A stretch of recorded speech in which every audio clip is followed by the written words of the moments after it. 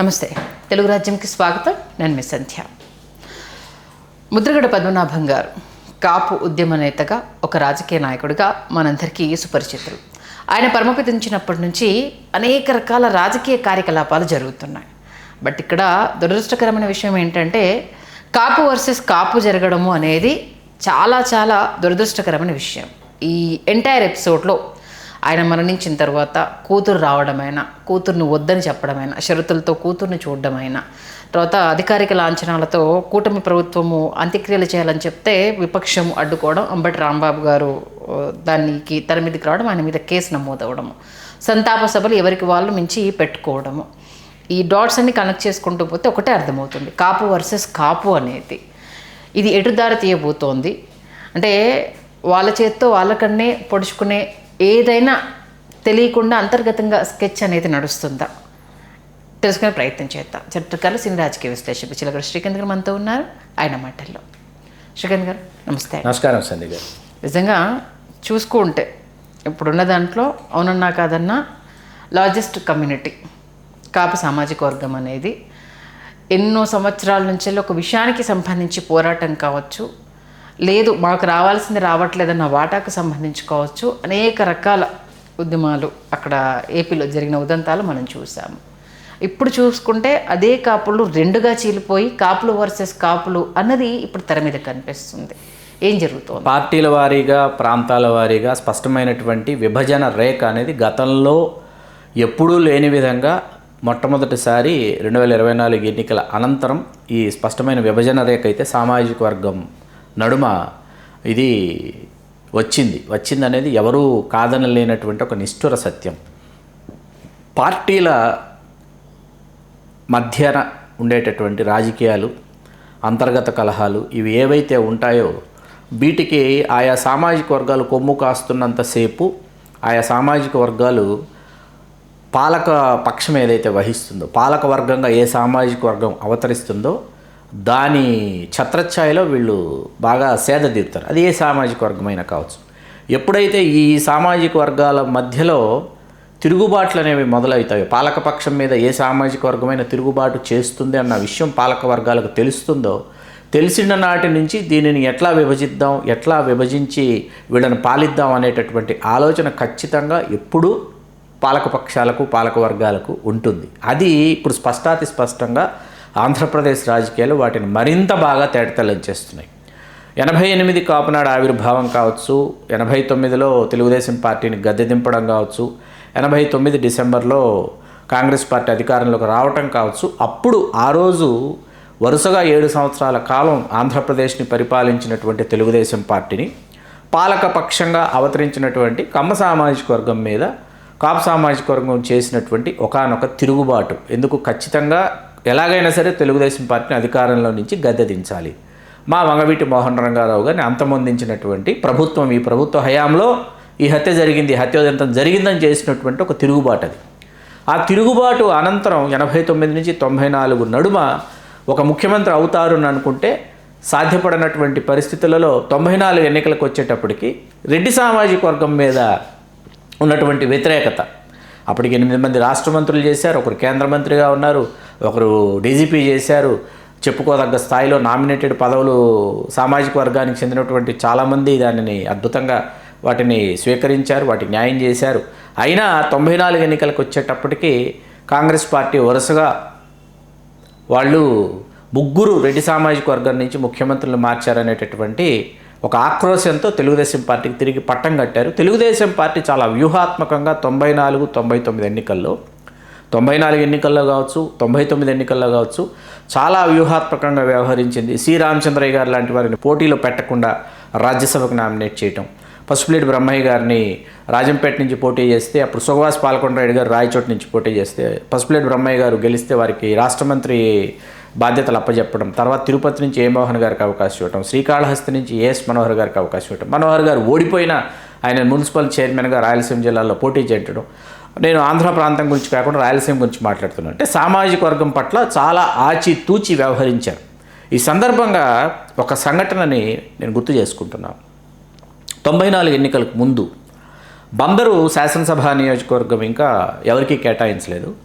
బందరు శాసనసభ నియోజకవర్గం ఎవరికి కేటాయించినటువంటి ఒకానొక సమయంలో మీకు ఎన్టీ రామారావు గారి నివాసానికి కృష్ణా జిల్లాకు చెందినటువంటి తెలుగుదేశం పార్టీలో అగ్రస్థాయికి చెందినటువంటి కమ్మ సామాజిక వర్గం నేతలు, అంటే ప్రత్యక్ష రాజకీయాల్లో పోటీ చేసేటటువంటి వారు ఉన్నారు. అట్లాగే సామాజిక వర్గానికి చెందినటువంటి పార్టీకి వెన్నుదన్నులు అందించేటటువంటి సుసంపన్నులు ఒకరోజు మధ్యాహ్నం రామారావు గారు అపాయింట్మెంట్ కోరి వారందరూ రామారావు గారి నివాసానికి వచ్చి రోడ్ నెంబర్ 13 బంజారా హిల్స్లో రామారావు గారి నివాసంలో అందరూ వచ్చి రామారావు గారితో సహా పరివేష్టితులు అయ్యారు.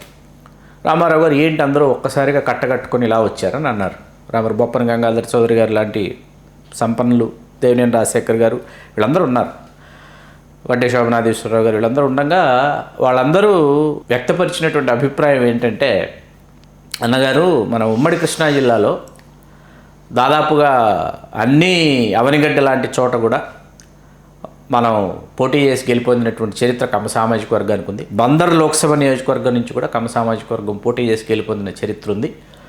బందరు శాసనసభ నియోజకవర్గం నుంచి పోటీ చేసి గెలిచిన చరిత్ర లేదు. బందరు శాసనసభ నియోజకవర్గం ఈసారి కేటాయిస్తే, కమ్మ సామాజిక వర్గానికి కేటాయిస్తే చరిత్రలో చాలా అద్భుతమైనటువంటి విజయం సాధించినట్టు అవుతుంది వంటి ఏవో మాట్లాడితే రామారావు గారు 89 ఎన్నికల్లో మనం ఎందుకు ఓడిపోయామని మీరు అనుకుంటున్నారు అని రామారావు గారు ప్రశ్న సంధించారు. సంధిస్తే ఒక్కొక్కరు ఒక్కొక్క కారణం చెప్తున్నారు. దేవినేని రాజశేఖర్ గారు కూడా ఉన్నారు, రామారావు గారు చూస్తున్నారు. ఒక్కొక్కరు ఏవేవో కారణాలు, 7 సంవత్సరాల వరుసగా మనం అధికారంలో ఉన్నాం, సహజంగా వ్యతిరేకత వస్తుంది, ఇట్లా మాట్లాడితే నోరు మూయండి అన్నారు రామారావు గారు. సోదరులు వంగవీటి మోహన్ రంగారావు గారు నిరాహార దీక్ష శిబిరంలో ఉంటే వారిని అంతమొందించారన్న ఒకే ఒక కారణంతో బలమైనటువంటి ఆ సామాజిక వర్గం మనల్ని గద్దె దింపేంత వరకు ఊరుకోలేదు, నిద్రపోలేదు. వారి పట్టుదల అటువంటిది. అట్లాంటిది మనం ఎన్ని స్థానాలు కేటాయిస్తున్నాం కాపు సామాజిక వర్గానికి? బందరు శాసనసభ, అవనిగడ్డ శాసనసభ, 2 శాసనసభ నియోజకవర్గాలు వాళ్ళకి ఉమ్మడి కృష్ణా జిల్లాలో మనం కేటాయిస్తుంటే వాటిలో కూడా బందరు శాసనసభ నియోజకవర్గం కోరడానికి మీరు వచ్చారంటే మనకి ఇంకా వేరే సామాజిక వర్గాలు మనల్ని ఎప్పుడు ఆదరిస్తాయి, ఎక్కడ ఆదరిస్తాయి అని రామారావు గారు మందలించి పంపించారు. అంబటి బ్రాహ్మణయ్య గారు ఆ ఎన్నికల్లో పోటీ చేశారు, కాపు సామాజిక వర్గం నుంచి గెలుపొందారు. విషయం నేను ఎందుకు చెప్తున్నా అంటే 94 ఆ తర్వాత 95 ఆగస్టు సంక్షోభం తర్వాత చంద్రబాబు నాయుడు గారు ముఖ్యమంత్రి అయినా కూడా 99 ఎన్నికల్లో కూడా చంద్రబాబు నాయుడు గారు చాలా సజావుగా సవ్య దిశలో అందరినీ సమాదరించారు. చెప్పుకోదగ్గ స్థాయిలో ఈ సామాజిక వర్గం, ఎందుకంటే అవతల రాజశేఖర రెడ్డి గారు పిసిసి అధ్యక్షుడిగా ఈ సామాజిక వర్గానికి ఎక్కువ స్థానాలు దాసనారాయణరావు గారు సార్ క్యాంపెయినర్గా అక్కడ ఉన్నారని చాలా వ్యూహాత్మకంగా చంద్రబాబు నాయుడు గారు ప్రవర్తించడంతో పాటు భాజపా ఎన్నికల పొత్తులో తెలుగుదేశంతో ఉంది. వ్యూహాత్మకంగా చంద్రబాబు నాయుడు గారు ఏమి ఆలోచించారంటే అంత క్రితం కాకినాడ, రాజమండ్రి ఈ లోక్సభ నియోజకవర్గాల్లో తెర వెనుక ఉండి ముద్రగడ పద్మనాభం గారు ఆయన నడిపారు. తంత్రాంగం మంత్రాంగం అన్నీ చేస్తే గిరిజాల వెంకటస్వామి నాయుడు గారు రాజమండ్రి లోక్సభ సభ్యుడిగా, కృష్ణరాజు గారు ఏమో కాకినాడ లోక్సభ సభ్యునిగా భాజపా అభ్యర్థులుగా వాళ్ళు గెలిచారన్న విషయం చంద్రబాబు నాయుడు గారు దృష్టిలో పెట్టుకొని గుర్తుపెట్టుకొని ముద్రగడ పద్మనాభం గారిని సాదరంగా స్వాగతించి తెలుగుదేశం పార్టీ కండువా తిరిగి ముద్రగడ పద్మనాభం గారికి కప్పి కాకినాడ లోక్సభ నుంచి పోటీ చేయించి గెలిపించారు. ఇవి వాస్తవాలు, ఇవి మాట్లాడుకోవాలి. 2004 ఎన్నికల వరకు అంటే ఇంకా ఒక సంవత్సరం ఉండగా చంద్రబాబు నాయుడు గారు అలిపిరి ఘటన జరిగిన తర్వాత సంవత్సరం ముందుకు ఎన్నికలు జరిపి వెళ్ళిన తర్వాత ఏంటంటే రాజశేఖర రెడ్డి గారి పాదయాత్ర వల్ల ఆయన 2004లో అధికారంలోకి రావటం, అధికారంలోకి వచ్చిన రాజశేఖర రెడ్డి గారు ఏంటంటే వారు అందరినీ సమాదరించారు, అన్ని సామాజిక వర్గాలతో సఖ్యతగా ఉన్నారు. అట్లాగే మీకు ఇక్కడ మరొక సంఘటన ఇక్కడ గుర్తు చేయాలి. రాజశేఖర రెడ్డి గారు ఎందుకు ఇవాళకి ఆయనని చాలామంది స్మరించుకుంటున్నారు, గుర్తించుకుంటున్నారు, ఆయనకి నివాళులు అర్పిస్తున్నారంటే తన వర్గాన్ని కాపాడుకునేటటువంటి ఒక నాయకుడు అండి రాజశేఖర రెడ్డి గారు. వర్గం అంటే ఇక్కడ కులం కాదు, వర్గం అంటే ఆయన అనుసరించిన వాళ్ళు, ఆయనతో కలిసి నడిచిన వాళ్ళు, కలిసి ప్రయాణం చేసినటువంటి వాళ్ళు. జక్కంపూడి రామ్మోహన్ రావు గారు ఉమ్మడి తూర్పుగోదావరి జిల్లాకు చెందినటువంటి అప్పుడు కడియం నియోజకవర్గం, తర్వాత రాజమండ్రి రూరల్ అయింది. ఆయన రాజశేఖర రెడ్డి గారి మంత్రిమండలిలో ఎక్సైజ్ శాఖ మంత్రిగా ఉన్నప్పుడు మిర్యాల వెంకట్రావు గారి ద్వారా ఎవరో ఫోన్లు చేయించుకొని రాజంపేట ఈ ప్రాంతం నుంచి వచ్చి డైరెక్ట్గా మినిస్టర్ ద్వారా వాళ్ళకి కావాల్సినటువంటి ఈ లైసెన్స్లో ఏవో పర్మిట్లో తీసుకున్నారు. అప్పుడు వాస్తవానికి ఎమ్మెల్యే చెప్పాలంటే ఎమ్మెల్యే లెటర్ లేకుండా, ఎమ్మెల్యే కన్సర్న్ లేకుండా చేయరు. వెంకట్రావు గారి దగ్గరకు వచ్చారు. వెంకట్రావు గారు రామ్మోహన్ రావు గారు ఫోన్ చేశారు. వెంకట్రావు గారు మన జక్కంపూడి రామ్మోహన్ రావు గారు పేషీకి వచ్చారు. జక్కంపూడి రామ్మోహన్ రావు గారు ఫైల్ పెట్టారు. మినిస్టర్ సిగ్నేచర్ అయిపోయింది, శాంక్షన్ అనమాట. ఫైల్ పుటప్ చేసి శాంక్షన్ చేసేసారు, అయిపోయింది. అయిపోయిన తర్వాత ఈ విషయం అప్పటి స్థానిక శాసనసభ్యురాలు ప్రభావతమ్మ గారు రెడ్డి సామాజిక వర్గం ఆవిడకి తెలిసింది. మనం కాంగ్రెస్ పార్టీ అధికారంలో ఉండగా తెలుగుదేశం వాళ్ళు వెళ్ళి డైరెక్ట్గా మినిస్టర్ని కలిసి పని చేయించుకున్నారంటే ఎమ్మెల్యేకి సహజంగా కోపం వస్తుంది కదా. ఎమ్మెల్యే బయలుదేరి హైదరాబాద్కి వచ్చి ఆవిడ డైరెక్ట్గా జక్కంపూడి రామ్మోహన్ రావు గారి ఛాంబర్కి వెళ్ళారు. ఆవిడ చాలా సీనియర్ ఎమ్మెల్యే. ఆవిడ మా రాయలసీమ రాజంపేటలో వెరీ సీనియర్ ఎమ్మెల్యే ప్రభావతమ్మ గారు. అంటే బండారు రత్న సభాపతి గారు, ప్రభావతమ్మ గారు ఇలా ఉండేది ఫైట్ అప్పుడు. అయితే ఆవిడ గెలిచేది, లేకపోతే బండారు రత్న సభాపతి గారు గెలిచారు. డైరెక్ట్గా జక్కంపూడి రామ్మోహన్ రావు గారి ఛాంబర్కి వెళ్ళిపోయి ఏంటండి ఇదేనా మన గవర్నమెంట్ వస్తే ఇట్లాగైనా మీరు ఎమ్మెల్యేని అడగాలి, ఎమ్మెల్యేని అడిగి తెలుసుకోవాలి అని ఏమి మీరు అనుకోలేదా, మీరు ఇట్లా ఇచ్చేస్తే ఎలాగని వెళ్తే ఫస్ట్ యూ గెట్ అవుట్ అన్నాడు. ఏమన్నాడు minister? First you get out. Jakkampudi Rammohan Rao గారు ఆవిడకి అర్థం కాల. సీనియర్ ఎమ్మెల్యే, మహిళ, రెడ్డి సామాజిక వర్గం, కడప జిల్లా, రాజశేఖర రెడ్డి గారి జిల్లా నుంచి వచ్చినటువంటి మహిళా ఎమ్మెల్యేని ఫస్ట్ యూ గెట్ అవుట్ అన్నాడు. ఆవిడ అక్కడి నుంచి వెంటనే సమతా బ్లాక్ డాక్టర్ రాజశేఖర రెడ్డి గారి దగ్గరకు వచ్చారు. రాజశేఖర రెడ్డి గారు ముఖ్యమంత్రిగా ఉండగా రాజా అని పిలవగలిగినటువంటి అతి కొద్ది మంది సీనియర్ శాసనసభ్యుల్లో వారొకరు. ఏంటి రాజా ఇది, ఏం జరుగుతోంది రాజా, ఏంటి మీ ఎక్సైజ్ మినిస్టర్ ఏంటి రాజా ఇలా ఉన్నాడు, గెట్అవుట్ అంటున్నాడంటే, అమ్మా నువ్వు మా రామ్మోహన్ దగ్గరికి ఎందుకు వెళ్ళావు, మా రామ్మోహన్ నా మాటే విండమ్మా, నీ మాట ఏం వింటాడమ్మా. That is Rajasekhar Reddy. అక్కడ నా సామాజిక వర్గం అని ప్రభావతమ్మ గారిని వెనకేసుకురాలా, నా జిల్లాని ప్రభావతమ్మ గారిని వెనకేసుకురాలా, సీనియర్ ఎమ్మెల్యే అని చెప్పి వెనకేసుకురాలా రాజశేఖర రెడ్డి గారు. రాజశేఖర రెడ్డి గారు అక్కడ నా మనిషి జక్కంపూడి రామ్మోహన్ రావు అని తన పార్టీలో ఉన్నటువంటి ఎమ్మెల్యేకి చెప్తున్నారు. That is doctor YS Rajasekhara Reddy.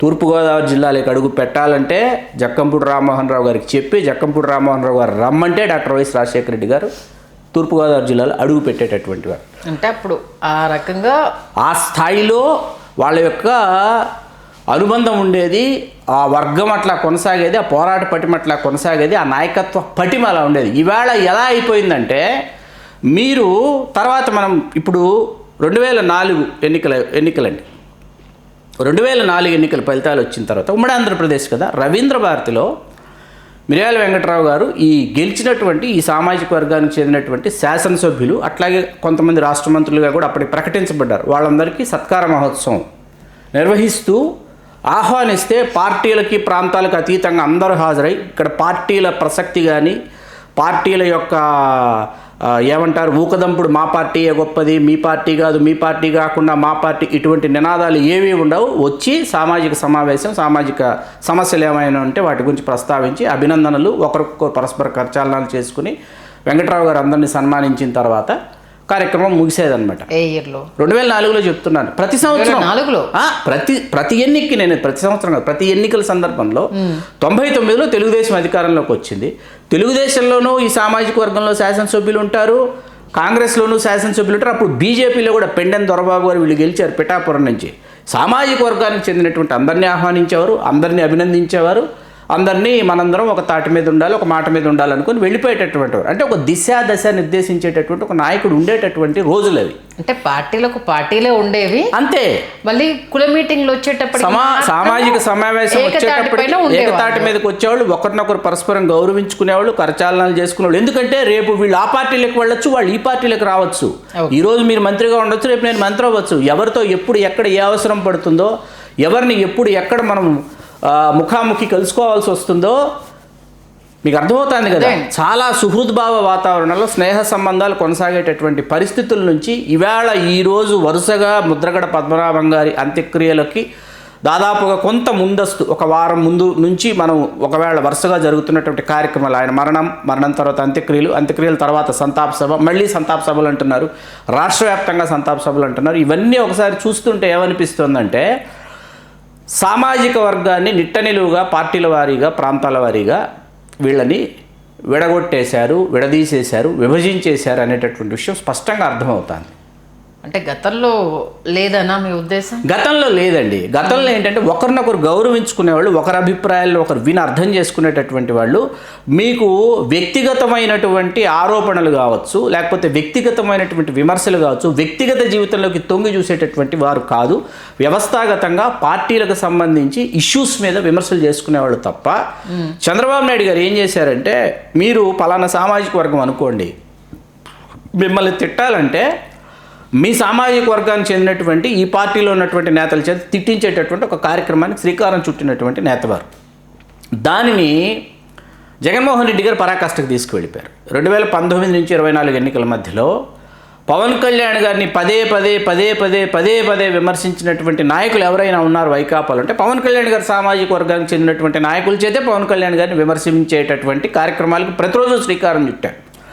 అది క్రింది స్థాయిలో ఉన్నటువంటి దిగువ శ్రేణిలో ఉన్నటువంటి ద్వితీయ శ్రేణిలో ఉన్నటువంటి కార్యకర్తలు కావచ్చు, అభిమానులు కావచ్చు, వాళ్ళని తీవ్రంగా కలిచివేసినటువంటి అంశం ఏదైనా ఉందంటే అది ఇదే అనమాట. మీకు ఇక్కడ 2 పేర్లు చెప్తా నేను. ఒకరు జగ్గయ్యపేట శాసనసభ్యులు అప్పుడు సామినేని ఉదయభాన్ గారు, ఇంకొక రాజానగరం అప్పటి శాసనసభ్యులు జక్కంపూడి రాజా గారు. వీరిరువురు ఒక్కసారి మాత్రమే వ్యవస్థాగతంగా పవన్ కళ్యాణ్ గారిని పార్టీకి సంబంధించి ఒక సద్విమర్శ లాంటివి చేసిన తర్వాత జగన్మోహన్ రెడ్డి గారు వ్యక్తిగతంగా పవన్ కళ్యాణ్ గారిని విమర్శించాలి, విమర్శల యొక్క ఘాటు పెంచాలి. జగన్మోహన్ రెడ్డి గారు అంటే ససేమిరా మేము విమర్శించమని చెప్పినటువంటి 2 నాయకులు సామినేని ఉదయభాన్ గారు, జక్కంపూడి రాజా గారు.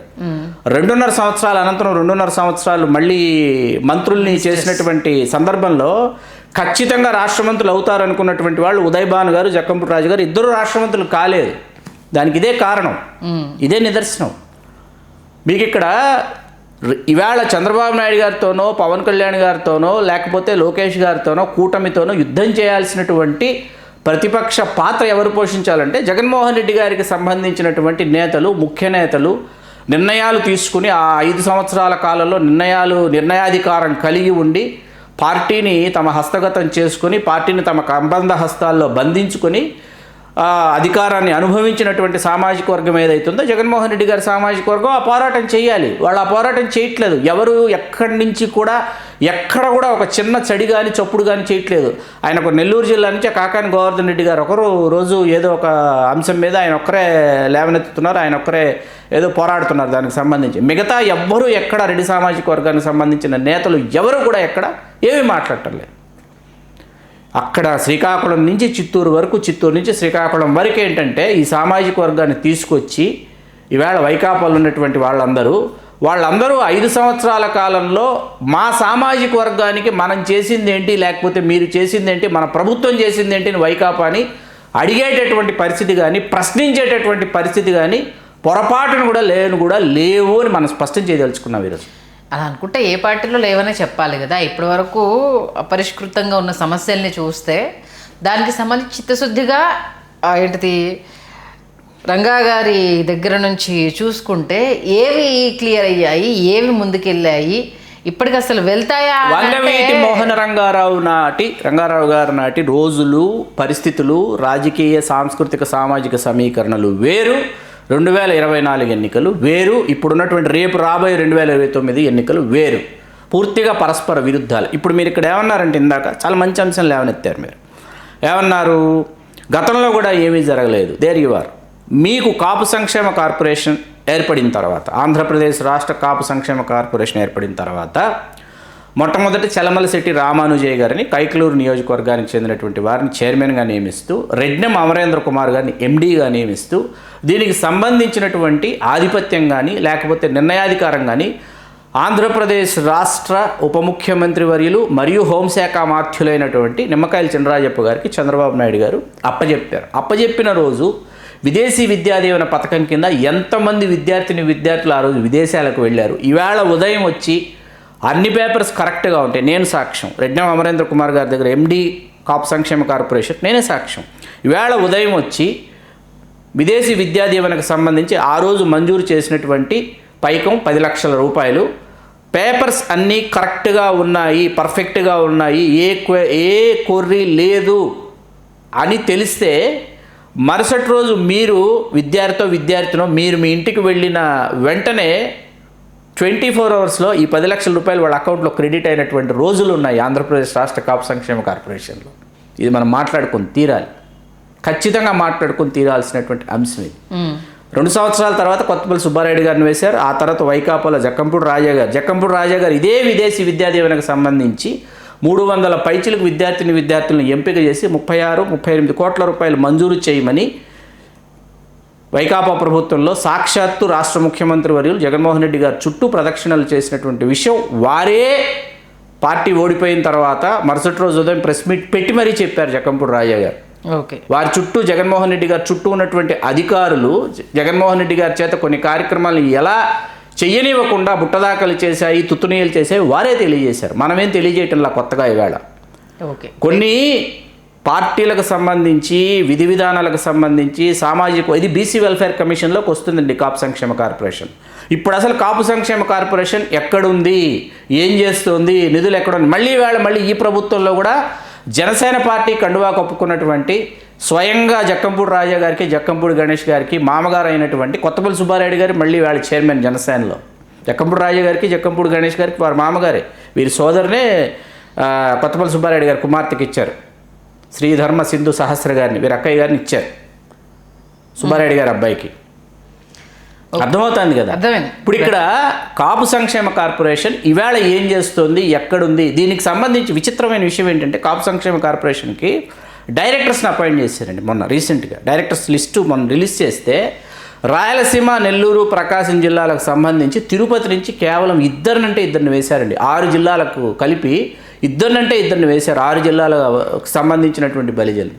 ఇక్కడ ఏంటంటే పార్టీల వారీగా, ప్రాంతాల వారీగా పార్టీల వారీగా ఈ సామాజిక వర్గాన్ని మనకి ఎవరో ఎందుకండి, మాజీ ముఖ్యమంత్రి వర్యులైనటువంటి మన తెలంగాణ జాతిపిత గౌరవనీయులు మాన్య మహోదయులు కల్వకుంట్ల చంద్రశేఖరరావు గారు ఒక విషయం గతంలో ఉద్ఘాటించారు. మీరు కూడా విన్నారు, మీకు తెలుసు. ఇంత బలమైనటువంటి సామాజిక వర్గం ఒక్కొక్క ప్రాంతంలో ఒక్కొక్క పేరుతో పిలవబట్టడం వల్ల వీళ్ళు రాజ్యాధికారంలోకి రాలేకపోతున్నారనేటువంటి విషయాన్ని చంద్రశేఖరరావు గారు ఉద్ఘాటించారు. ఇప్పుడు ఇక్కడ ఏంటంటే ఒక ప్రాంతంలో ఒక పేరుతో పిలువబడేటటువంటి వాళ్ళు రకరకాల కారణాలు ఉన్నాయి. చరిత్రను మనం చాలాసార్లు ఇక్కడ తవ్వి తీసి మనమే తెలుగు రాజ్యంలో చాలా విశ్లేషణలు చేశాం. ఆ ప్రాంతంలో పిలువబట్టడం వల్ల నీళ్లు ఉధృతంగా ప్రవహించి నదులు, నాగరికత పరిడవిల్లేటటువంటి చోట ఉన్నటువంటి ఈ సామాజిక వర్గం ఏంటంటే నీళ్లు లేనటువంటి, లేకపోతే పంటలు లేనటువంటి, పనులు లేనటువంటి ఆ ప్రాంతంలో ఉన్నటువంటి సామాజిక వర్గాన్ని చిన్నచూపు చూడటం, చులకనగా చూడటం, ఆ ప్రాంతం నుంచి వివాహ సంబంధాలు కూడా నెరపకపోవడం అనేది ఈ సామాజిక వర్గం అత్యున్నత స్థాయికి చేరుకోకపోవడానికి ఒక కారణం. రాజ్యాధికారానికి దూరం కావడానికి ఇది కూడా ఒక కారణం. ఇప్పుడు తర్వాత ఏం తెలుస్తున్నారు మరి? ముద్రగడ పద్మనాభం గారి మరణానంతరం జరుగుతున్నటువంటి అన్ని సంఘటనల్ని సామాజిక వర్గం చాలా సునిశ్చితంగా పరిశీలిస్తోంది. సరైన సమయంలో సరైన విధంగా సరైన సమాధానం చెప్పడానికి సామాజిక వర్గం సన్నద్ధమవుతోంది. సిద్ధంగా ఉండండి. ఎవరు, ఎందుకు, ఎప్పుడు, అదే ఎవరు, ఎందుకు, ఎప్పుడు అనేది సరైన సమయం సరైన సమయంలో సరైన విధంగా సరైన సమాధానం సామాజిక వర్గం ఇస్తుంది. ఏముంది ఇలా ఎలక్షన్స్ అంతే. ఆ ఎలక్షన్స్ అంటే ఇంకా 3 years ఉంది. 3 years లోపు చెప్పే సమాధానం వరకు ఈ నష్టం ఇలానే భరించుకుంటూ వెళ్ళాల్సిందేనా? ఖచ్చితంగా నష్టపోతున్నారు. దశాబ్దాల తరబడి అణిచివేతకు గురవుతున్నారు. దశాబ్దాల తరబడి వీళ్ళు తీవ్రమైనటువంటి మానసిక వేదనకు లోనవుతున్నారు. అధికారానికి దూరంగా నెట్టివేయబడుతున్నారు. అధపాతాళానికి తొక్కివేయబడుతున్నారు. ఇకనైనా ఎవరికి వాళ్ళు వ్యక్తిగతంగా వాళ్ళ సొంత కాళ్ళ మీద వాళ్ళ యొక్క ప్రజ్ఞతో, ప్రతిభతో వాళ్ళు నిలబడితేనే వాళ్ళు రేపు విజేతలుగా, జగజ్జేతలుగా వాళ్ళు నిలవచ్చు ఖచ్చితంగా. దానికి కొంతమంది కొన్ని ఉదాహరణలు చూపించారు, దృష్టాంతాలు. వాళ్ళని స్ఫూర్తి ప్రదాతలుగా వీళ్ళు తీసుకోవాలి. ఆయా రంగాలలో విశేష కృషి చేసినటువంటి మహామహనీయులు ఈ సామాజిక వర్గంలో ఉన్నారు.